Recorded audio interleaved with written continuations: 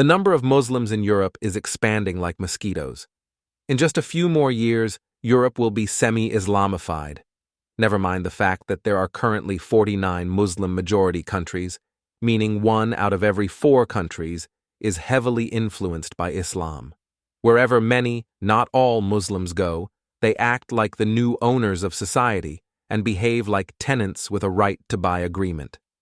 Belgium, for instance, no longer belongs to the Belgians. It has already been taken over by Muslims. Muslims living in Western countries are incapable of being loyal citizens because Islam is not just religious dogma, it is also a political doctrine. For all those wailing and screaming about Israeli colonialism and settlements and other mostly unfounded nonsense, Muslims are objectively the largest colonial force on this planet for the time being. Just look at a map. Muslim extremists and their Muslim less extremist sympathizers have a collective agenda of taking over the world. The only issue left to be determined is how bloody the transfer of power to Muslims from non-Muslims will be. I recently met an Italian man who was disgusted with Muslim migration to Europe. He said that eventually the native Europeans will get tired of it and put up a fight, probably beginning in France because, as he put it, quote, "The French are fighters." In America, and perhaps in other places like Canada, Australia, and South Africa, the Muslim takeover has already begun, but it is only in its infancy.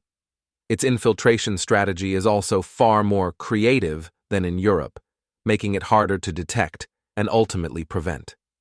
It also does not help that Americans, on the whole, tend to be more oblivious than Europeans, but that is changing amongst certain populations across the United States. Another difference between America and Europe is in its demographic makeup. In theory, the U.S. has almost always been a so-called melting pot of diversity, which has its advantages, but it also has its dangers. Today, as someone who does not identify with neither the Democrats nor the Republicans, it is quite clear to me that the Democrats are slowly but surely becoming the party of so-called colored people, and the Republicans the party of white and white-passing people. The problem I have with many so-called colored people in America is that because they don't have white skin or quote-unquote behave like white people, they commingle their historical narratives into a single thread that pits them, the quote-unquote oppressed peoples, against the quote-unquote white people, the so-called oppressors. The reality is that some colored people in America have justifiable grievances which ought to be corrected with the aid of government and society, such as African Americans. But other colored people in America, just because they do not have white skin, try to piggyback on these justifiable grievances, like many Muslim Americans. To add insult to injury, these piggybackers are welcomed by other groups of colored people simply because they share a growing resentment for white people. Take, for example, the many Muslim Americans who bitch about the injustices of Islamophobia while participating in explicitly anti-America protests and attending mosques where imams side with the terrorist group, Hamas against Israel, one of America's greatest allies, and the Islamic Republic of Iran against the United States. Every citizen should have the same liberties and fundamental access to socio-economic opportunity, including education and health care. But there is a far cry between advocating for these policies and promoting anti-America, anti-Israel, and anti-Jewish rhetoric and behaviors. Yet many Americans do not acknowledge this obvious difference, or decide to overlook it, in the names of multiculturalism, cultural relativism, so-called Islamophobia, free speech, and freedom of religion. And this is precisely how Muslims will take over America if more Americans do not wake up to this reality and take clear-cut, politically incorrect measures against it. Let me explain. Whereas Europe has quote-unquote imported the Muslim problem, in America it will be homegrown. Muslim Americans, as well as the omnipresent Muslim Brotherhood, will convince other Americans that Islam is a fantastic way to cope with the trials and tribulations of life, some imagined and others real. And converting to Islam is as easy as falling off a log.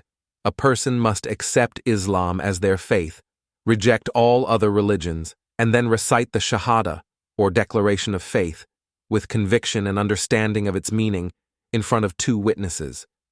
There is no true God but God, Allah, and Muhammad is the messenger, prophet of God. We are already seeing the makings of this emerging reality. At so-called pro-Palestinian demonstrations, the flags of two Islamist terror groups, Hamas and Hezbollah, are featured.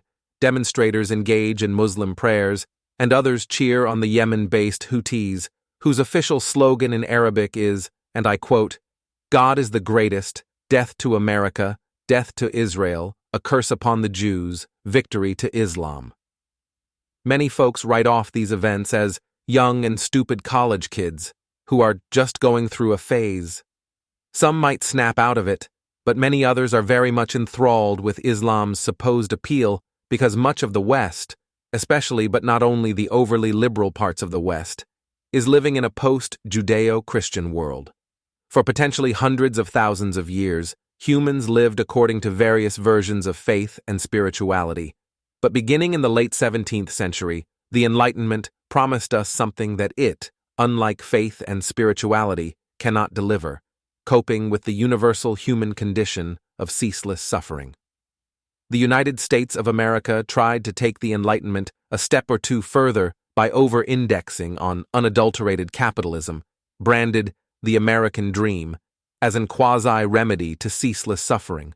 But many Americans and newcomers to America believe that the American dream is a fake and empty promise. Thus, many on the far left is so disgusted with American capitalism and with Judeo-Christian principles and practices while still having significant emotional and psychological voids to fill. Many of these leftists have been less exposed to Islam, which suddenly seems to them like a shiny, sexy object that they always wanted but never knew existed. The evolution of this social phenomenon was better described by author Mark Stein. The star player on the Los Angeles Lakers will be a Muslim. A popular American actress, while accepting an Academy Award on national television, will announce her conversion to Islam and her marriage to the Muslim Lakers star. Her conversion will inspire tens of millions of Americans to do the same, furthering the Muslim takeover.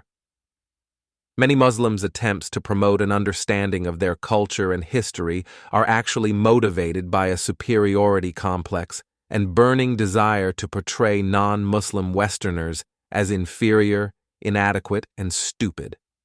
Particularly young, insecure Americans who feel the emptiness of living in a post-Judeo-Christian, faithless world will be increasingly prone to the pressing need for being part of the superior Islam, as they look for a quick and easy path to escape the, mostly imagined, feelings of inferiority, inadequacy, and stupidity that have been making them miserable, angry, and depressed.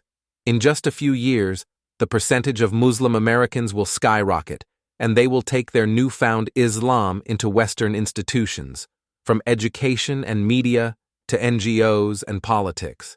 Islam will be a critical component of curricula. More Muslim-friendly and Muslim-inspired laws will be passed. More Muslim-run companies will look to employ more Muslims. Quote-unquote, studies will be funded, mostly by nefarious actors, to promote the quasi-connection between Islam and exponential happiness and success. And more media will focus on Islam as the get-rich-quick scheme of modern-day faith and spirituality.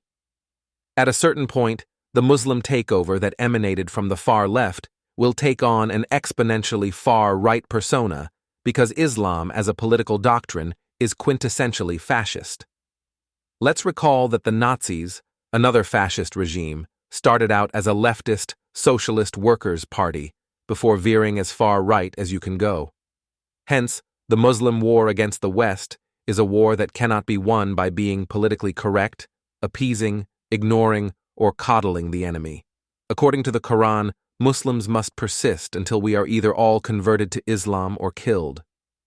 We are told Islam is a religion of peace, but anyone telling you that is just engaged in uninformed, wishful thinking, or is deliberately trying to deceive you.